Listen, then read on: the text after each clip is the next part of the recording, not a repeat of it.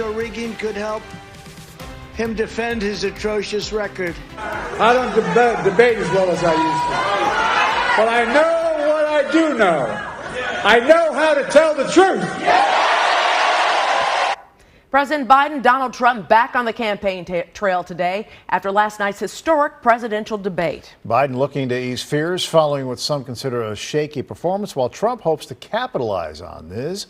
At 4, we heard from Aaron Del Mar, an at-large delegate to the Republican National Convention next month in Milwaukee. And joining us now with the other side, Illinois Attorney General Kwame Raoul. Attorney General, thanks for joining us. Thanks for having me. What is the scuttlebutt going on right now amongst the Democrats after President Biden's performance last night? Well, listen, we reference it as a performance. I myself, when I first ran for Attorney General, I was in the 8-way primary, and we had some 30 plus debates, and I have to say that I don't think a single one of them was consequential to the results. In terms of performance, Joe Biden's didn't have his high moment in terms of his delivery.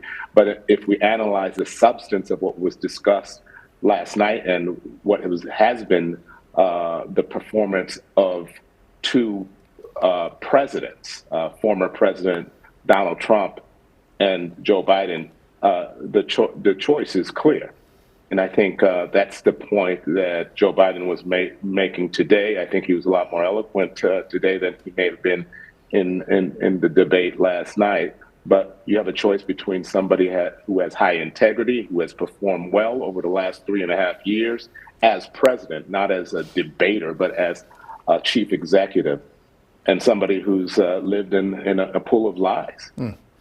Having said that, on the campaign trail today, President Biden did not sugarcoat it. He said it was a poor performance, but so many have been calling for him to step aside. He says he's not going to do that.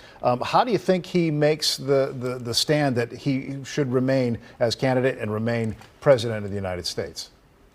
He's candidate for president of the United States. He's in the job right now. He's stewarded us out of a deadly pandemic. A deadly pandemic that had impact on our economy, on jobs. He's driven down the unemployment rate. He's created new businesses.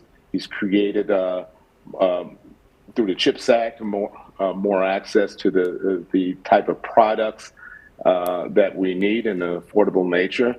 He's demonstrated it through leadership, and I could care less what happens on a debate stage. Speaking of that, you don't care what happens on a debate stage. A lot of people don't really put a lot of effort into the debate, coming as far as the outcome of the presidency come election time. Do you feel that same way about this? And will a couple of days go by, a couple of weeks go by, and people will forget what happened? Yeah, listen, we have the 4th of July week coming up in days. We have a sentencing hearing for the former president coming the week after that. We're months away from voters actually casting their ballot. There's a lot to happen in between now and then. I don't think people will have much memory as to exactly what the so-called performance was in the debate yesterday. I think what people care more about is how the current president is doing, who is he appointed. He's embraced our entire country in his cabinet, the diversity of our country. He's appointed competent people who will push back and who will debate with him, as opposed to Donald Trump, who's only going to, if we reelect him president, will only appoint yes men to his cabinet. And I'm afraid of if Trump is elected to a second term, how he will leverage the powers of the federal executive branch of government. Well, given that that's the fear, how does the Biden campaign move forward from this moment? Maybe, as you said, time will go on and people's memory of that will turn. But how does he turn it around? And are you concerned that an independent like Kennedy will siphon votes away from President Biden? So I'll use for instance, one of the topics last night was the competition for black voters. Well, President Biden will talk about having driven down black employment at a historic low rate. He will talk about having created black businesses.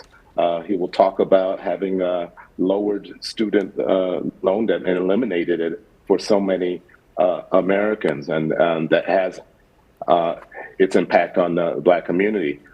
With regards to women and disproportionately Black women, President Trump last night was bragging about him being responsible for eliminating the standards of Roe v. Wade. I was just in Texas last month, where the impact of a near ban in Texas is devastating to women, particularly low-income women. Not only women who are seeking abortion, but women who are seeking reproductive health care generally, women who may have suffered from miscarriage. It is devastating what has happened as a result of President Trump shepherding us to the overturning of Roe v. Wade.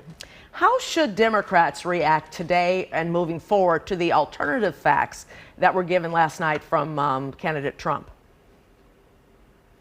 I think Democrats, the most illustrative thing is truth versus lies. And Democrats, we have a clear choice between two people who have had the opportunity to serve as president of the United States. And so Joe Biden has a record, and we should be talking about his record.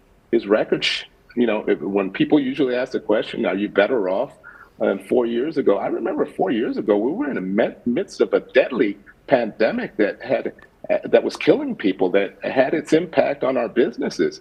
And look at where we are now. We are where we are now largely because of the leadership of Joe Biden. And that's what we ought to be talking about. We'll see if they debate again. We are out of time, but Attorney General Raul, thank you so much for being with us tonight. Thanks for having me.